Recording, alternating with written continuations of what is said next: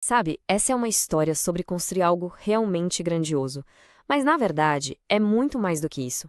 É sobre como um projeto, uma missão, enfrentou uma oposição, olha, implacável e super criativa.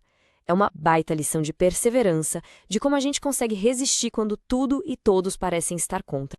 Imagina só o cenário. Um povo inteiro volta do exílio, com a permissão do rei mais poderoso do mundo para reconstruir o seu lugar mais sagrado. Tinha o decreto, a vontade, a mão de obra. Parecia que não tinha como dar errado, né? Mas o maior obstáculo não estava longe, não. Estava bem ali, do lado. Então, para a gente entender o ponto de partida, depois de décadas exilado na Babilônia, o povo judeu finalmente recebe a permissão do rei Ciro, da Pérsia, para voltar a Jerusalém. E a missão deles era muito clara: reerguer o templo de Deus. Era um projeto assim de uma importância espiritual e cultural gigantesca, o verdadeiro coração da identidade daquele povo. E olha, mal os alicerces foram lançados e o primeiro desafio já apareceu. Mas não veio na forma de soldados ou de um exército. Veio de um jeito muito mais sutil, uma oferta de ajuda. Os povos vizinhos, os adversários locais, chegaram com uma proposta que parecia boa demais para ser verdade. A proposta soa bem razoável, não é mesmo? Olha, a gente quer ajudar, a gente adora o mesmo Deus que vocês. Para os líderes da reconstrução, essa foi a primeira grande prosa de fogo. Aceitar ajuda, claro, ia acelerar a obra. Mas a que custo? A intuição e a própria história deles dizia que tinha algo errado ali. O perigo de verdade estava escondido na identidade religiosa de quem oferecia a tal ajuda.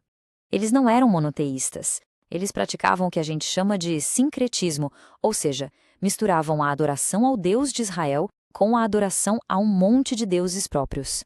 Aceitar essa parceria significaria contaminar a essência do templo antes mesmo da primeira parede subir. A resposta dos líderes foi então direta e firme. Eles se apegaram ao decreto do rei, que dava a missão exclusivamente a eles e a responsabilidade de manter a fé pura.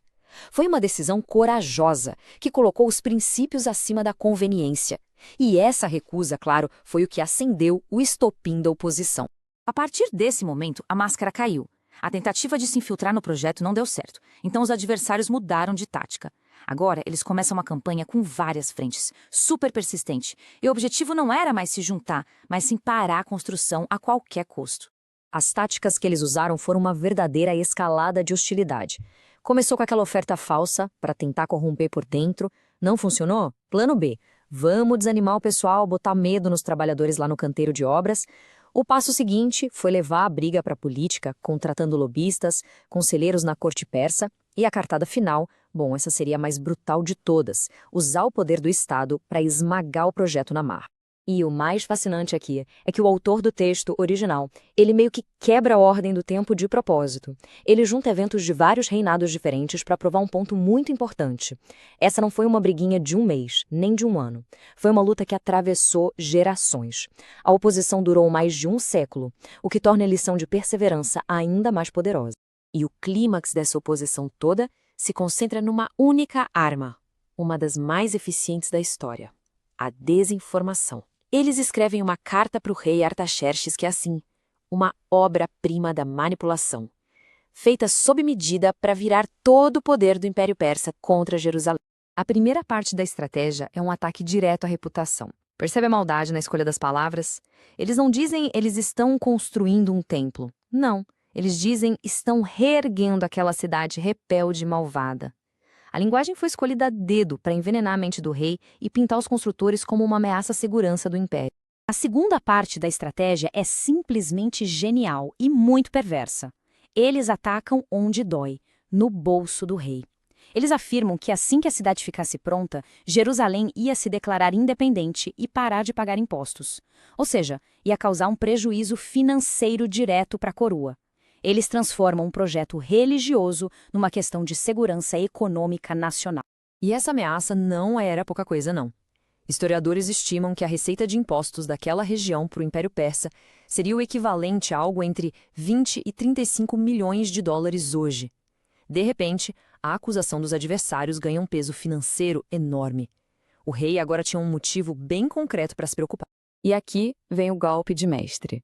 Eles não pedem para o rei simplesmente acreditar na palavra deles, não. Eles o convidam a checar os próprios arquivos do Império.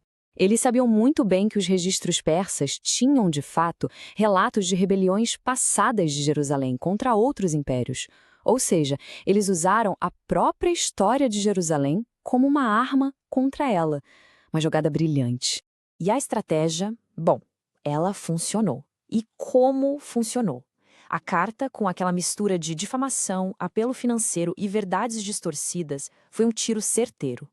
A campanha de oposição, que durou anos, finalmente atingiu seu objetivo. O rei faz exatamente o que eles sugeriram. Ele manda buscar nos arquivos e os registros confirmam. Jerusalém tem mesmo um histórico de rebeldia. Do ponto de vista do rei, a carta agora parecia 100% crível. A armadilha estava armada e ele caiu direitinho. O resultado é devastador. O rei Artaxerxes emite um decreto oficial mandando parar a obra imediatamente. A maior autoridade do império, que um dia tinha autorizado o projeto, agora o proibia. Para os construtores, aquilo deve ter soado como o fim definitivo de tudo. Com o decreto real em mãos, os adversários não perdem um segundo. O texto diz que eles vão apressadamente até Jerusalém e, usando força armada, obrigam os trabalhadores a largar as ferramentas.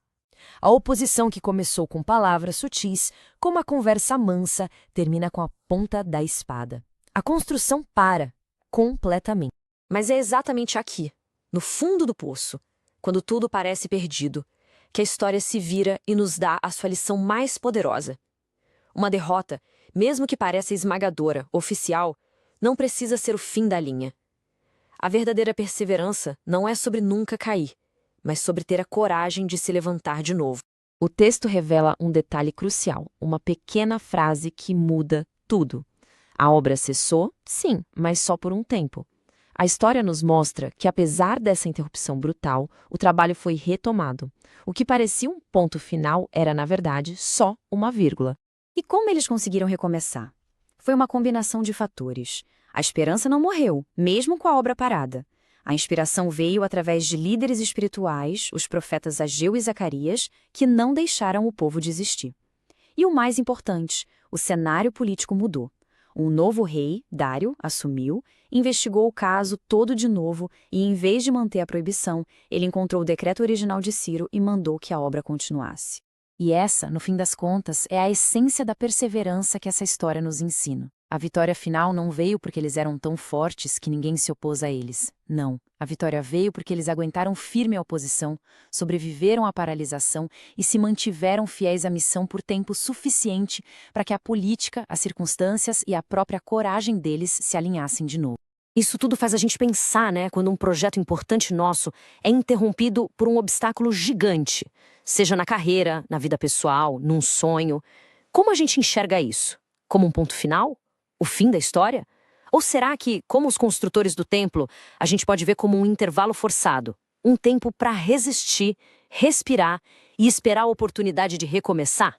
Essa história sugere que a nossa perspectiva faz toda a diferença.